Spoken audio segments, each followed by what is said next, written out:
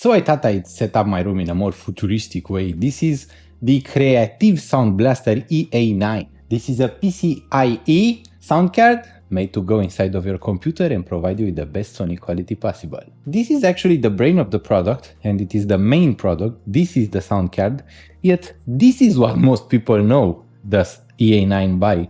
This is the console. This sits on your desk and it lives outside of your computer, although this, the brain inside of your computer, will provide you with the sound. The pricing for the AE-9 is a complicated matter. I found a couple of prices. I will go with $424, which seemed to be the most universally agreed on price. Sound Blaster AE-9 has a really sleek design. It is made to go beneath of your main video card. In most computers you have enough PCIe slots, and you can actually put it not the slot immediately beneath it or one further below if you can, because then it will provide you with a better cooling for your video card. The AE-9 sound card doesn't really get hot during usage, it doesn't even grow warm, so it does not require a lot of cooling, but it needs a 6-pin power to be inserted into the card for it to work. That is actually necessary. I mean, that besides the PCIe free slot. On the bright side, we have socketed operational amplifiers. So you can actually remove each operational amplifier. It is a pretty easy process where you just wiggle it up and down, you remove it, and you can replace the operational amplifiers, which I think is a pretty cool feature for the AE-9. You can remove all 4 of them, and if you try to look inside of it, you'll see that it's actually quite a complex card with a lot of components, but they are shielded by this metallic Sound Blaster shielding. At the back have the outputs, and we have RCA outputs, which are line outs with controllable volume, so they are preamplifier line outs. We have a center/subwoofer output, a rear output, which both of which are in the 3.5mm format, so those are if you want to connect a subwoofer or rear channels for a home cinema setup. I typically advise against setting a complex setup because the processing will actually lower the sonic quality compared to a full setup. We also have an optical input and an optical output.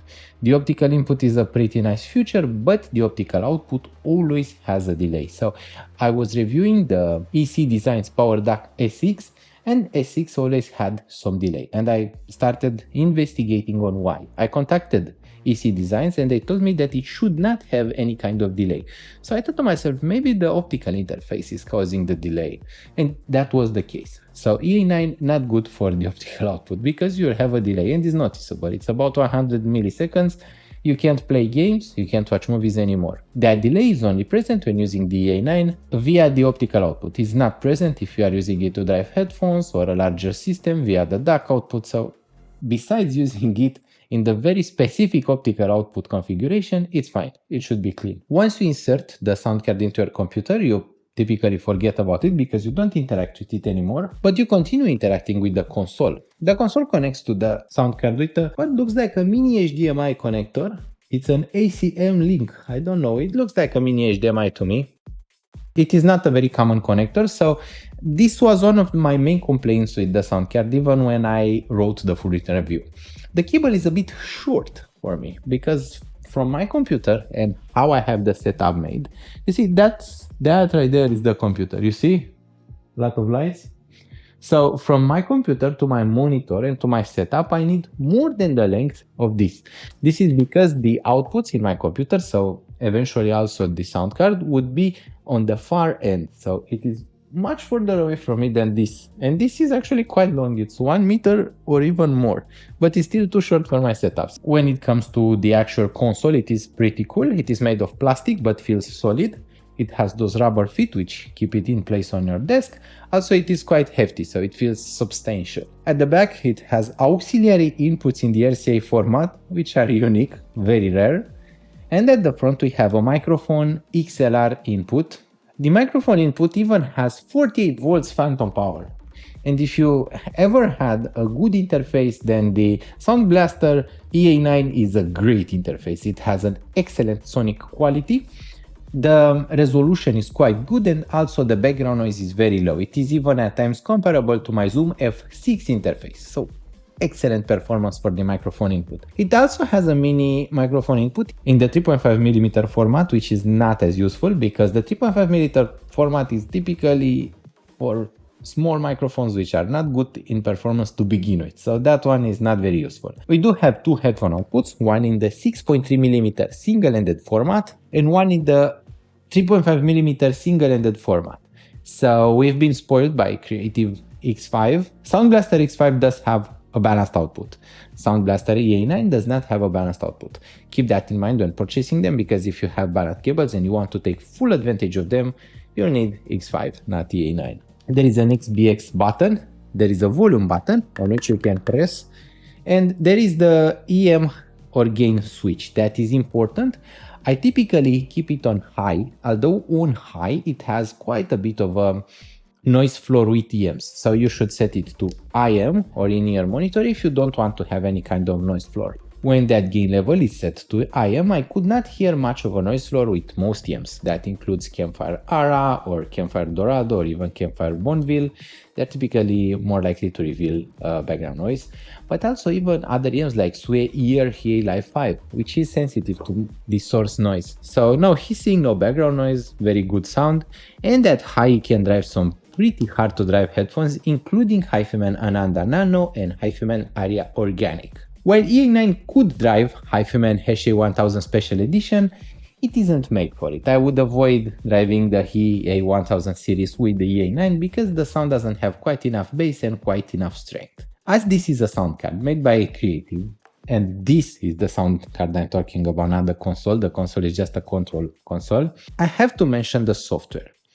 On one hand, it's effective. You get control up to about 50 to 75% of each enhancement with zero clipping and zero distortion. That's fantastic. But there is always a but. You have to keep the driver running and you have to load it at every single Windows run, which may delay your Windows computer starting by 1 second or 2 seconds, which is not a lot, but exists. If you want to use the enhancement, you can't really turn off the driver, which once again, not my favorite thing to do, but livable with. Once you remove the sound card, you have to uninstall the driver, but let's hope that you won't need to remove the sound card and that you will like the experience. The driver allows for a lot of configuration. Most of the effects are not to my taste, and the problem is not that the effects are bad, the problem is that the experience of the actual sound card is so good, I did not need to use any kind of DSP. I like the sound as it is. And the sound is quite natural, powerful, dynamic and organic, and it's surprisingly detailed and high resolution. I was expecting the AE-9 to sound mid, I'll be honest with you. I was expecting it to sound quite mid, to be boring and to be flat, especially after reading the reviews for it. And this is an important part about reviews. I'm reviewing right now and I'm making a professional grade review. At this point I do it professionally, I tend to do it daily and I review a lot of stuff. But the hard reality is that out of all customers, only 12% of customers on average leave a review for the product they purchased. And I'm talking even about short reviews, giving it a 5-star or a 1-star review, just leaving any kind of feedback to the seller and for other customers to read. If you can, I would really urge you to leave a review, even a short one. Out of the people purchasing a product, about 85% of them read reviews.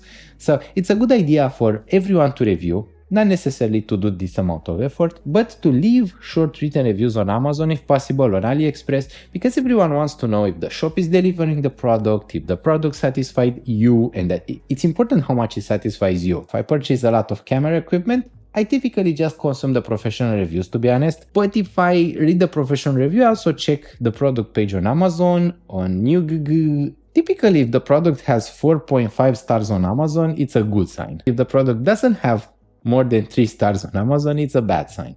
So customer feedback is as important. Even if it is not a complex review, you don't have to describe your experience.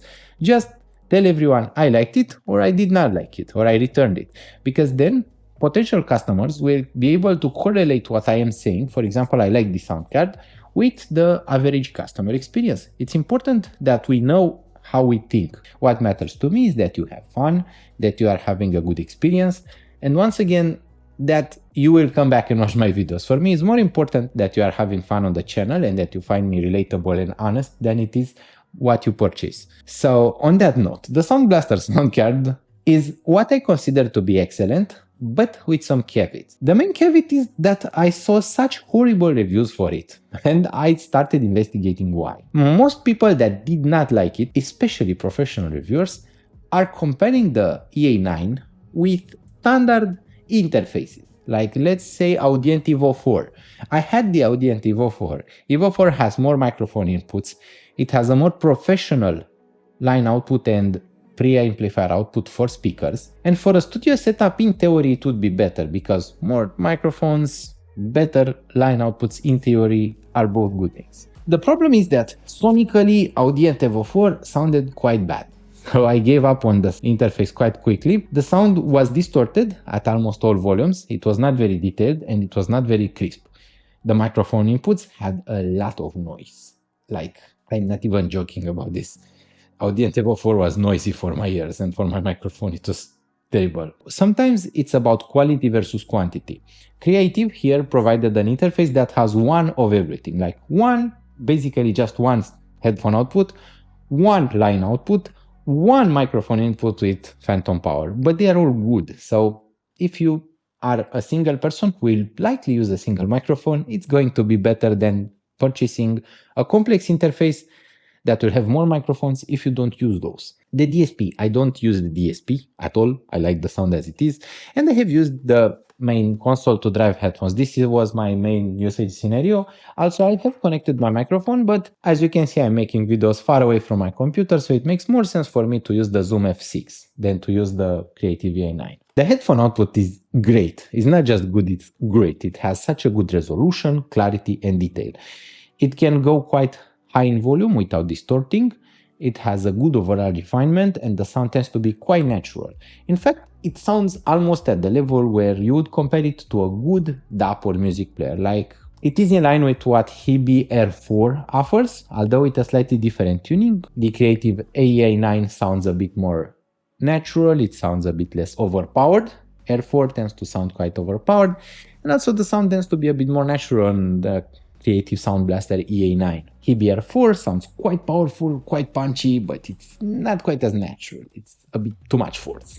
As such, the question lingering in your mind might be whether this is a good investment or not. First off, let's clarify something. You have to want a PCIe sound card. If you don't want a PCIe sound card, there are options if you don't want it to be PCIe, so internal sound card. If you want it to be internal, this is the highest quality sound card that I know of. There are no better internal sound cards at this moment available on the market, at least not to my knowledge, not after I have done my research, and none of them easily available. There may be some in the very expensive price points where they are a bit more experimental, but so far something that can be easily purchased and installed in a computer, I have not found it. Any. Creative and other producers make more affordable sound cards, but this is the highest performance one. It has the best clarity, resolution, and for an audiophile is quite satisfying. If you don't need an internal sound card, there are other options. Even Creative makes their Creative X5, which is a bit better overall, but it doesn't live inside of your computer, while the AE-9 does. I fully recommend this one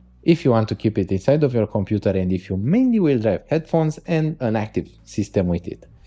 If you have other usage scenarios, there are other more specialized options, although this one provides also a 48 volts phantom powered microphone input, a 3.5mm microphone input, and an EM switch which allows you to have no noise with EMs. At the end of the day, it's an excellent all-in-one listening solution that will not require you any other intervention, and you can play with a lot of DSP, which sounds good. I hope that my video sounded as good. I hope you are having fun at Audiophile Heaven. Don't forget to like the video if you are enjoying the content. Please subscribe to the channel. If you can use the purchase links in the video description, if you decide to purchase one, I may earn a commission and we may be able to do those videos a bit quicker and to get you a better quality. Thank you so much for watching, and we'll see each other really soon. Bye!